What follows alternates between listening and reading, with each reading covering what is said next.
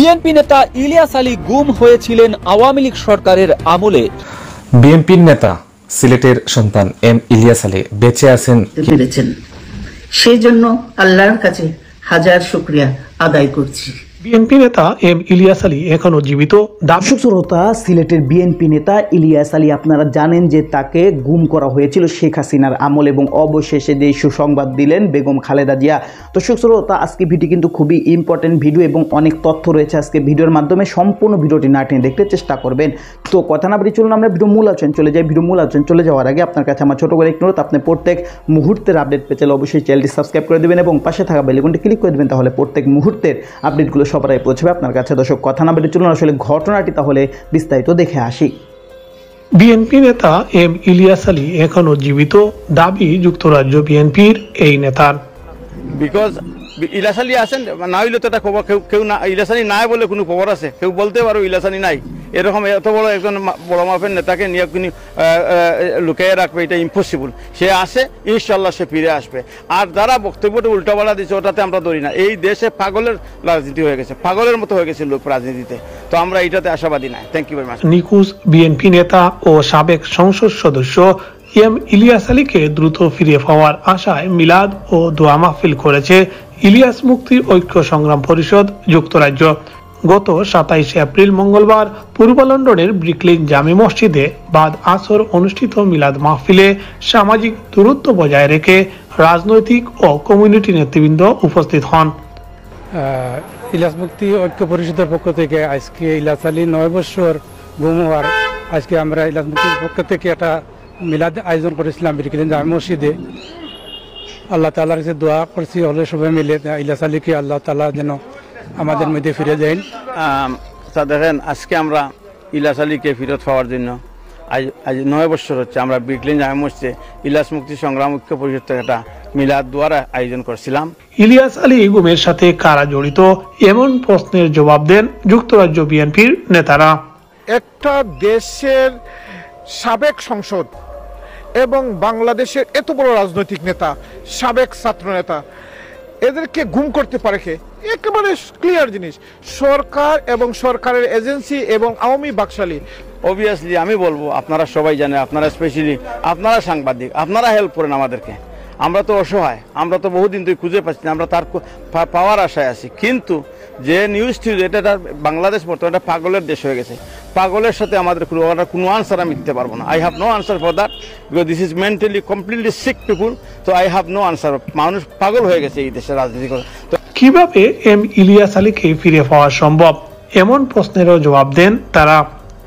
আমরা বাংলাদেশে গণতন্ত্র পুনরুদ্ধার হবে আমরা বিশ্বাস করি। আমরা বিশ্বাস করি গণতন্ত্র পুনরুদ্ধারের সাথে সাথে আমরা ইলিয়াস আলীকে ফিরিয়ে পাবো এবং গণতন্ত্র পুনরুদ্ধারের জন্য বাংলাদেশের সাবেক প্রধানমন্ত্রী, দেশনেত্রী, গণতন্ত্রের নেত্রী মা বেগম খালেদা জিয়ার সুস্থতা কামনা করছি এবং মা বেগম খালেদা জিয়ার নেতৃত্বে এবং বাংলাদেশ জাতীয়তাবাদী দলের ভারপ্রাপ্ত চেয়ারম্যান দেশনায়ক তারেক রহমানের নেতৃত্বে বাংলাদেশে গণতন্ত্র পুনরুদ্ধার হবে এবং আমরা এম ইলিয়াস আলীকে ফিরিয়ে পাবো ইনশাল্লাহ, এই আশা করছি। Zakir Hussain, one Bangla TV, London. Because Ilias Ali আছেন না হইলে তো এটা খবর কেউ না, ইলিয়াস আলী নাই বলে কোনো খবর আছে কেউ বলতে পারো ইলিয়াস আলী নাই, এরকম এত বড় একজন।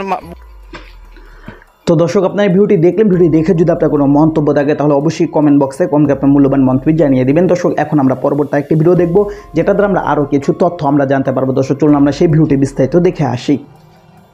আমি চিকিৎসার কারণে যুক্তরাজ্যে অবস্থান করলেও আমি সব সময় আপনাদের পাশেই আছি। বিসমিল্লাহির রহমানির রহিম। প্রিয় সহকর্মীবৃন্দ, আসসালামু আলাইকুম। আজ দীর্ঘ 6 বছর পর আপনারা আবার একসাথে ফ্যাসিস্ট মুক্ত বাংলাদেশে একত্রিত হতে পেরেছেন। সেই জন্য আল্লাহর কাছে হাজার শুকরিয়া আদায় করছি। দীর্ঘ ফ্যাসিবাদী বিরোধী সংগ্রামে যারা শহীদ হয়েছেন এবং সম্প্রতি জুলাই আগস্টের ফ্যাসিবাদী শাসকদের নির্মম ভয়াবহ দমন নীতির কারণে গণহত্যায় যারা শহীদ হয়েছেন তাদের প্রতি আমি শ্রদ্ধা জানাচ্ছি। যারা আহত হয়েছেন তাদের প্রতি জানাচ্ছি আন্তরিক সমবেদনা। আমি চিকিৎসার কারণে যুক্তরাজ্যে অবস্থান করলেও আমি সব সময় আপনাদের পাশেই আছি। দীর্ঘ 15 বছর গণতন্ত্রের জন্য, আমার মুক্তির জন্য আপনারা যে নিরন্তর সংগ্রাম করেছেন এবং আমাদের অসংখ্য সহকর্মী প্রাণ দিয়েছেন, জুলুম নির্যাতনের শিকার হয়েছেন এবং প্রায় 1.25 লক্ষ মিথ্যা মামলায় জর্জরিত হয়েছে, এখন আদালতের বারান্দায় ন্যায় বিচারের জন্য ঘুরে বেড়াচ্ছেন। আপনাদের এ ত্যাগ শুধু দল নয়, জাতি চিরকাল স্মরণ রাখবে। দেশ আজ এক সংকটময় সময় অতিক্রম করছে। আপনাদের এবং ছাত্রদের সমন্বিত আন্দোলনের ফলে ফ্যাসিস্ট শাসকেরা বিদায় নিয়েছে। একটা অন্তর্বর্তীকালীন সরকার গঠিত হয়েছে। তাদের কাছে জনগণের প্রত্যাশা, রাষ্ট্র মেরামতের ন্যূনতম সংস্কার দ্রুত সম্পন্ন করে গণতান্ত্রিক ব্যবস্থায় ফিরে যাওয়ার জন্য সকলের কাছে গ্রহণযোগ্য একটি নির্বাচন অনুষ্ঠান সম্পন্ন করা। আমার অবর্তমানে দলের ভারপ্রাপ্ত চেয়ারম্যান, সিনিয়র নেতৃবৃন্দ এবং আপনাদের সকলকে সাথে সঙ্গে নিয়ে নিরন্তর কাজ করে দলকে 2014 সালের 5 জানুয়ারির নির্বাচন ঘিরে ব্যাপক উত্তেজনা ছিল রাজপথে। ভোটের আগে 150-র বেশি আসনে বিনা প্রতিদ্বন্দ্বিতার মাধ্যমে ক্ষমতা নিশ্চিত করে আওয়ামী লীগ। তীব্র ক্ষোভ থেকে কঠোর আন্দোলনে নামে বিরোধীরা। এর পরের বছরগুলোতে বেড়ে যায় আটকের পর নিখোঁজের ঘটনা। আর্কাইভস ভবনে তখনকার পত্রিকাগুলো দিচ্ছে তার সাক্ষ্য। আওয়ামী লীগ সরকারের আমলে 2016, 17 এবং 2018 সালে সবচাইতে বেশি গুমের ঘটনা ঘটেছে। আর্কাইভস ও গ্রন্থাগার অধিদপ্তরের বিভিন্ন পত্রিকা ঘেঁটে আমরা সেই সময়কার বিভিন্ন নিখোঁজের সংবাদ দেখতে পাই। গুম কমিশনের অন্তর্বর্তী প্রতিবেদনে বলা হয়েছে 2009 থেকে 2024 মোট গুমের অভিযোগ 1676টি। এর মধ্যে কমিশন পর্যালোচনা করে 758টি। দেখা যায় 2016 সালে সর্বোচ্চ 130টি, দ্বিতীয় সর্বোচ্চ 2018 সালে 89 এবং 2017 সালে গুমের অভিযোগ মেলে 84টি। যখন অংশগ্রহণ নির্বাচনটা হলো না, তখন মানুষ কি করলো, লেখালেখি শুরু করলো, সভা সমাবেশ আন্দোলন, ছোট ছোট আন্দোলন হলো। রাজনৈতিক দলগুলি তারা ছোট ছোট আন্দোলন করলো এবং রাজনৈতিক দলগুলির মধ্যে যাকে বেশি পরিমাণ থ্রেট মনে হয়েছে তাকে গুমের আওতায় আনা হলো। তারপরে সিভিল সোসাইটির যারা লেখালেখি করে এবং যারা বক্তৃতা বিবৃতি করে তাদের ক্ষেত্রে থ্রেট দেওয়া হলো।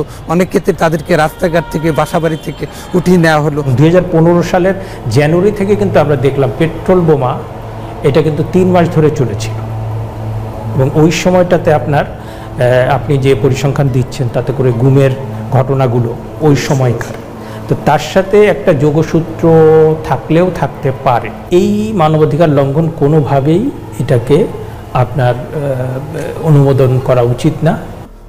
পরের 2 বছর অর্থাৎ 2017 এবং 2018 সালে এত গুমের ঘটনা কেন ঘটল? বিশ্লেষকরা বলছেন 18 সালে তৃতীয় মেয়াদে ক্ষমতা নিশ্চিত করতে টার্গেট করা হয় অনেককে। নির্বাচনটা কিভাবে হবে সেটা কিন্তু গভর্নমেন্টের একটা স্পেশাল মেকানিজম ছিল। কমিশন মনে করে রাজনৈতিক কারণেই ঘটেছে বেশিরভাগ গুমের ঘটনা। ক্ষমতা ধরে রাখতে বানানো হয় গোপন বন্দিশালা। তেমন একটি বন্দিশালার পাশে আমরা, এই লাল ইটের দেয়াল, অসংখ্য তো দর্শক, আপনারা সম্পূর্ণ ভিডিও দেখলেন। সম্পূর্ণ ভিডিও দেখে যদি আপনার কোনো মন্তব্য থাকে তাহলে অবশ্যই কমেন্ট বক্সে কমেন্ট আপনার মূল্যবান মন্তব্য জানিয়ে দেবেন। দর্শক, কথা বলতে বলতে আমরা ভিডিও শেষ পে চলে এসেছি। ভিডিও শেষ করার আপনার কাছে আবার অনুরোধ করছি, আপনার প্রত্যেক মুহূর্তের আপডেট পেতে অবশ্যই চ্যানেলটি সাবস্ক্রাইব করে দেবেন এবং পাশে থাকা বেল আইকনটি ক্লিক করে দেবেন। তাহলে প্রত্যেক মুহূর্তের আপডেটগুলো সবাই পৌঁছবে আপনার কাছে। দর্শক, বিশেষ কিছু ভালো থাকবেন, সুস্থ থাকবেন। আল্লাহ হাফেজ।